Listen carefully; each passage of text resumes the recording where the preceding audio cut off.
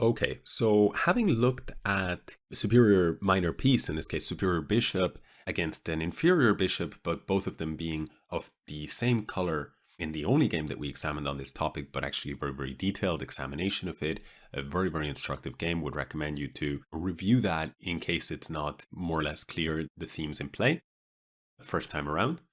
Now we're turning our attention to opposite colored bishops. And for this, we're going to take a look at two instructive games. They're not exactly the same, but they do demonstrate very, very similar themes of how to exploit the superior bishop.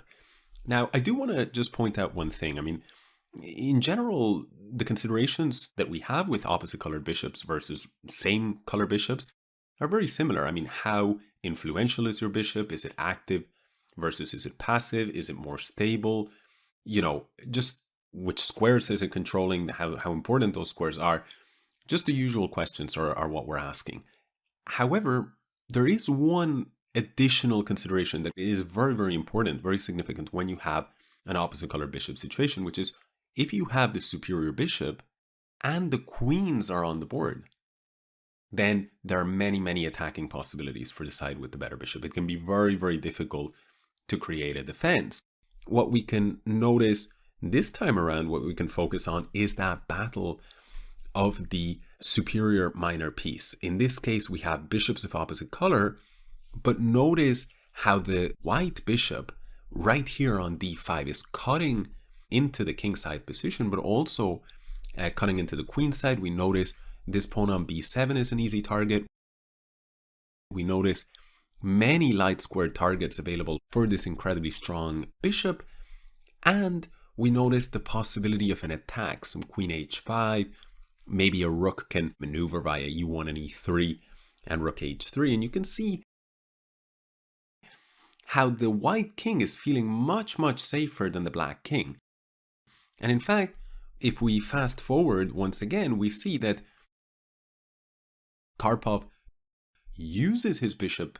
He plays with this superior minor piece brilliantly. He plays this move c4 in order to just completely support that bishop, and there is no way to dislodge it. And then afterwards, he shifts his rook along the second rank onto the g file and prepares g4 in order to break up this pawn structure.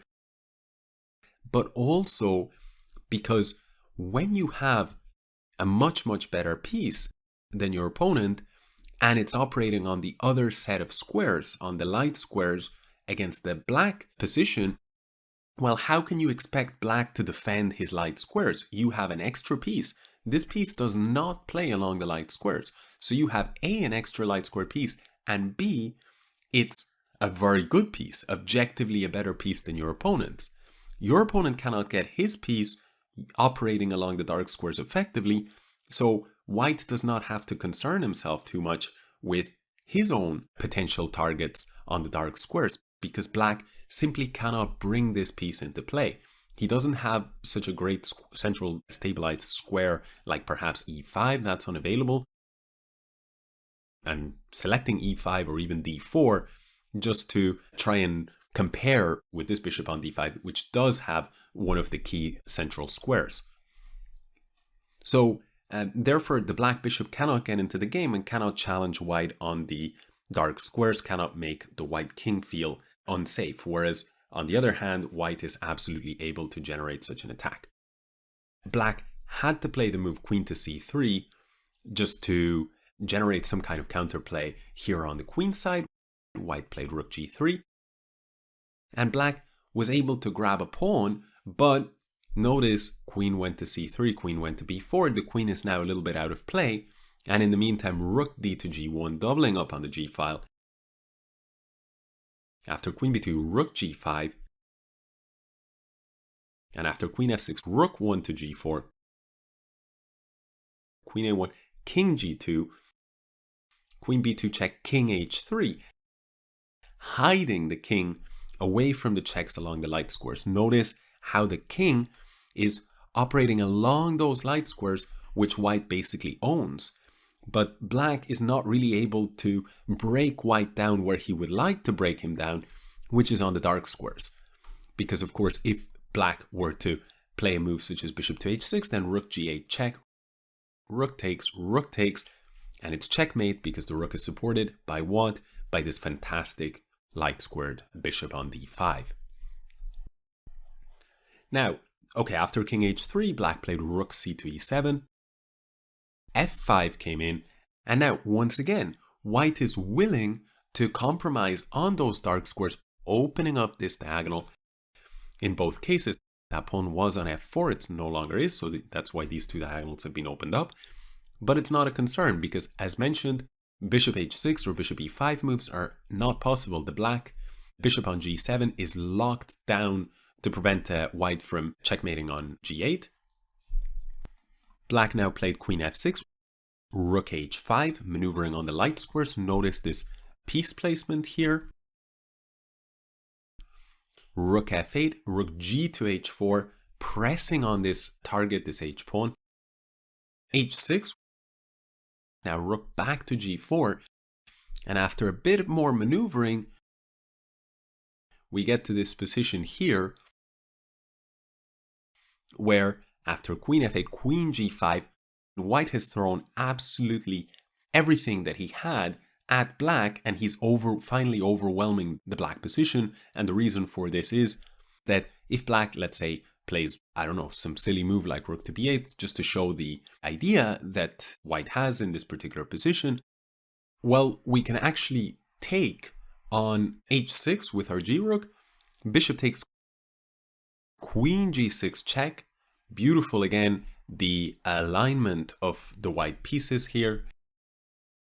And after king to h8, rook takes h6 check, queen takes is checkmate. Well, black tried this desperado, queen takes f5 check, queen takes, rook takes, and if king takes f5 after rook f8 check, the point is the white king, well, unsurprisingly, black does dominate those dark squares, so the white king has no options but to perhaps capture here on e4, and then the rook is taken and suddenly black is in perfect shape. Of course, this was not working for black because white has the powerful intermezzo, rook takes g7, and then rook takes rook, and it's game over. And indeed, black here resigned. What I want to really focus on, though, is how white, from this position, the second he was able to get, black challenged that knight on d5, but this bishop remained. Once he had that superior bishop, he not only used it to, tie black down to the defensive weaknesses here, this was not the only thing, but in fact, he also used it dynamically in order to generate an attack. But because Karpov understood that he would be able to overwhelm his opponent with an extra piece that is able to play on those light squares. And in fact, this is why in this position after rook takes g4, queen to c3, as mentioned, Karpov plays rook g3. Now the point is, in the event of queen takes e3, rook takes e3, this pawn on e4 is very likely to fall, and the position is going to be extremely difficult to hold because this pawn on b7 is a constant liability and it's static, it cannot move since there is a bind. Similarly, this is a liability. If this pawn falls, then that's two pawns that will likely fall. The d6 pawn is an isolated pawn, or effectively isolated. Technically they're not, they're on adjacent files, but of course this pawn is about to fall, so therefore these pawns are entirely disconnected, so they're as good as isolated. And still, with the rooks on the board, the black king is still going to feel unsafe for a long time.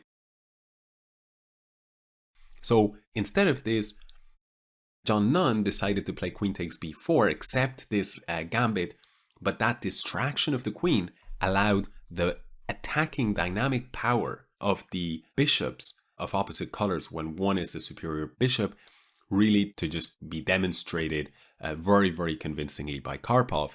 That's exactly what he did.